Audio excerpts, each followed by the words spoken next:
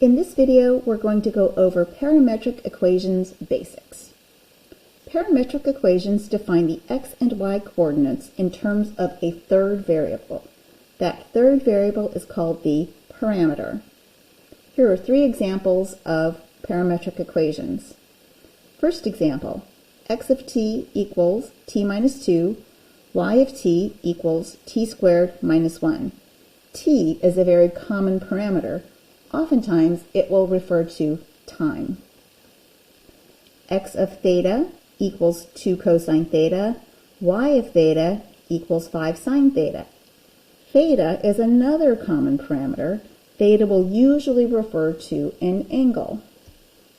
Finally, x of w equals the square root of w minus 7, and y of w equals w cubed. In this case, w is the parameter. In using the function notation, you will notice the parameter is the independent variable,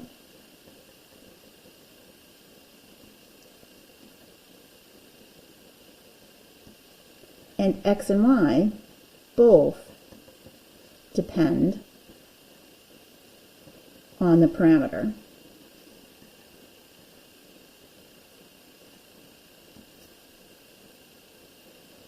In this video, we will sketch parametric curves, eliminate parameters to get equations in terms of x and y only. We'll also write parametric equations for straight lines. First, let's sketch some parametric curves. The steps we're going to follow is first we will make a table of values. Next, we will plot the x and y coordinates. Finally, we will indicate the direction of motion with arrows. So as your parameter increases, we will indicate that with arrows showing increasing, in this case, t. Let's make our table. I need 3 columns, one for t, one for x, and one for y. Let's do t equals negative 3, and we'll do integers up to positive 3.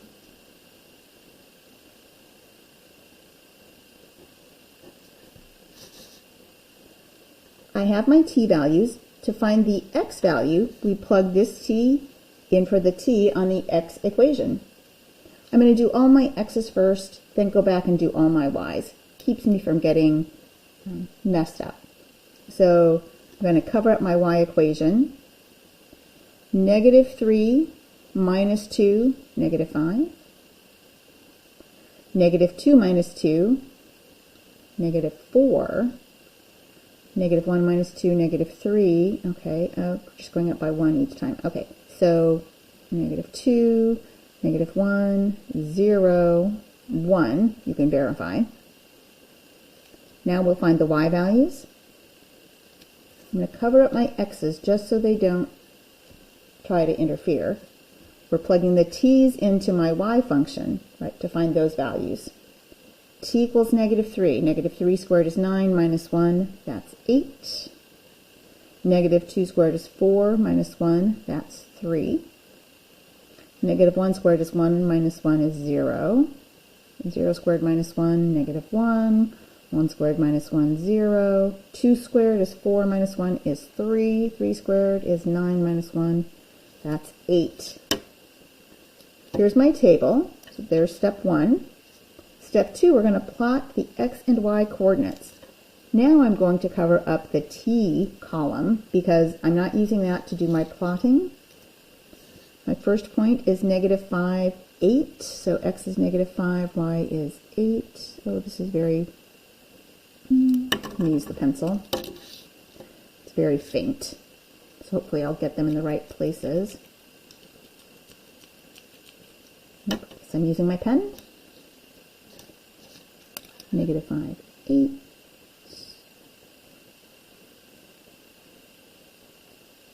I'm going to pause while I plot these.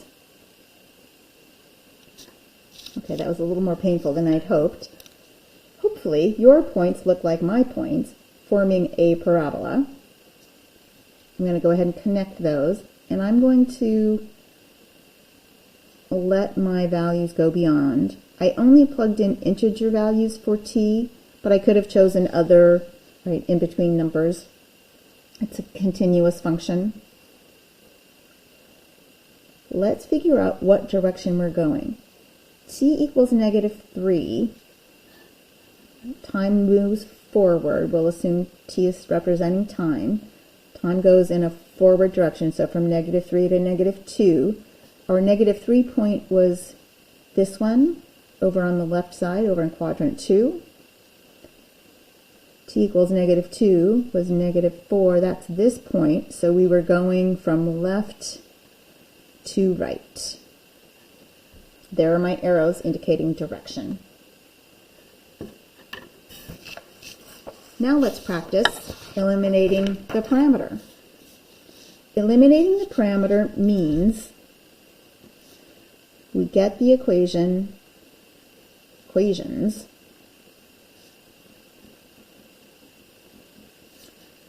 to be only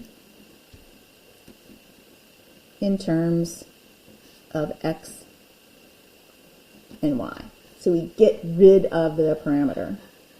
The steps: solve one function for the independent variable parameter, then substitute this into the other dependent function. When we're eliminating the parameter, we can either get x as a function of y or y as a function of x. It can go either way. Example 1, eliminate the parameter to get y as a function of x. So we want y equals some function with x's in it. When I look at my example, so x of t is t minus 2, y of t equals t squared minus 1. Solving for the t in my x equation looks the easiest.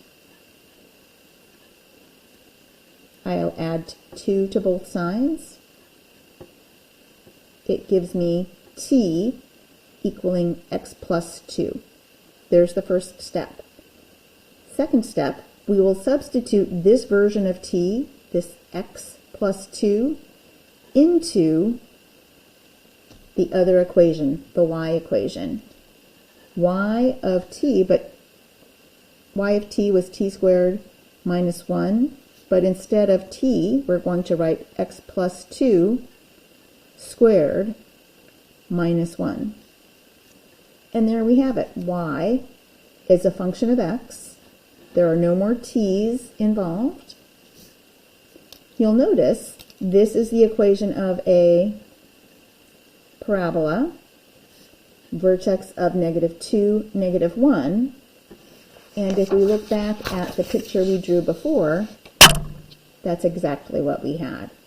Parabola, vertex at -2, -1, opening up. Let's do one more example.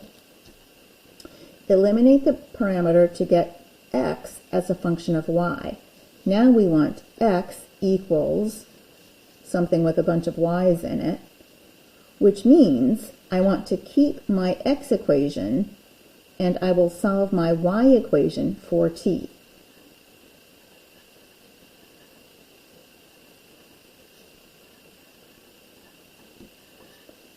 Y equals t squared minus 1. Add 1 to both sides. Y plus 1 equals t squared. Then we will take the square root of both sides, giving me t equals the square root of y plus 1. We now substitute that in for the t in the x equation. So x equals t, now being played by the square root of y plus 1. That gets cubed plus 1. Now, if you want to know what this looks like, we could graph it using our calculators. And we can graph it in its parametric form. Let me show you how. If you go to the Mode button, The fourth option down, where it says function, right next to that is parametric. We want to select that. Arrow down, then over, hit enter. Now parametric is highlighted. Now when we go to our y equals screen, we'll get a place to do x and y. The calculators use t for the parameter. Even if yours is something else, you would just change it. Here we go. T cubed plus 1 and t squared minus 1. Don't know what my window is. I must have been doing angles. So we will do t from negative 10 to 10. I don't know what it's going to do. I think I need my x's to be bigger. How about negative 40 to 40? And we'll go by 5s. My y's, I don't get very small because t squared is always positive. And then I subtract 1, so the most I could be is negative 1. I leave it there at negative 3, but I think they could get big fast, so I'll go ahead and do 40 for those as well. Let's see if that's a decent enough graph. Oh, it's okay. Kind of a bird thing going there, bird wings. Cool. The other way, in case you were wondering, if you just used rational exponents, you could write x equals y plus 1 to the 3 halves plus 1. Either one is great. Last thing for this video, we are going to write parametric equations for lines. I have 2 examples. Our steps. I'm going to make a sketch of what's happening. The format for equations of lines in parametric form, x of t equals a plus delta x times t, y equals b times delta y times t. A and b, this is a point and this is our starting point.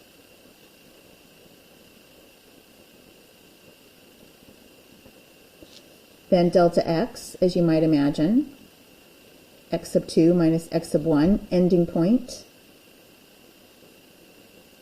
minus starting point, because direction matters for parametric equations. Delta y, y sub 2, minus y sub 1. Note, we can make our line move faster or slower by dividing the delta x and delta y by however many steps we want it to take to get to the end point. So example 1, write parametric equations for a line that starts at the point 3, 1 and moves to the point negative 2, 4 in one step. I'm going to plot those 2 points. I start at negative 3, 1. And I end at the point negative 2, 4. 2, 3, 4. And I want to get from start to finish in one giant step.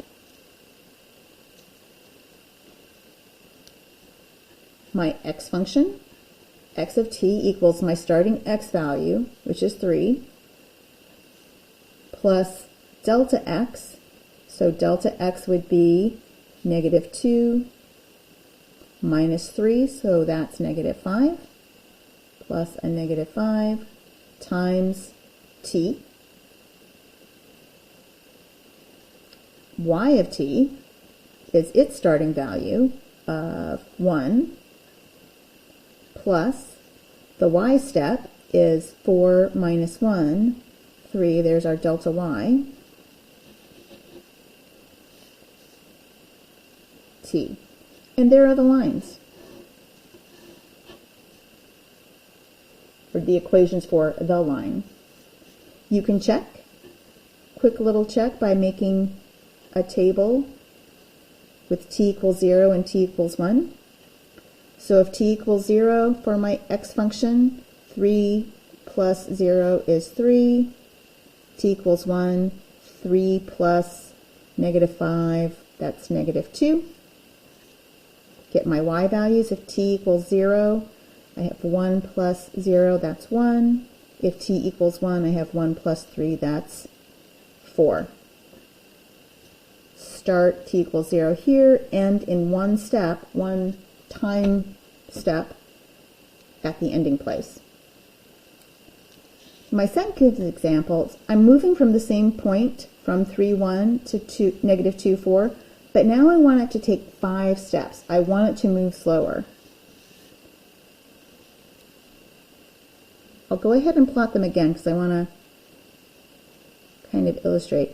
But people who are thinking they want to design apps and games, if you want to draw and you want to control how fast something moves from one place to another, parametric equations are a great way to make that happen. I already know my starting value, right? 3 plus my delta x was negative 5. But now I want it to take 5 steps. So I'm going to divide that delta x by 5. And then we still multiply by t. I'm going to clean that up because it's making me a little cranky. So 3 minus t for my x function. My y function, so I take the same one I had before, starting point, plus delta y, which was 3, divided by how many steps we want it to take, 5, times t.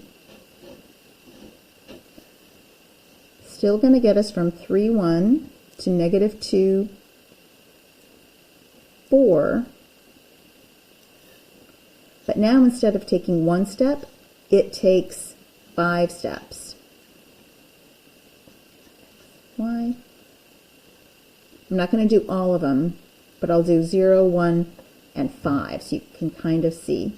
So t equals 0, my x is 3, t equals 1, my x is 2, t equals 5, my x is negative 2. Great. Do your y values. T equals 0, I get 1. T equals 1, well that's obnoxious, so 1 plus 3/5, so 1.6.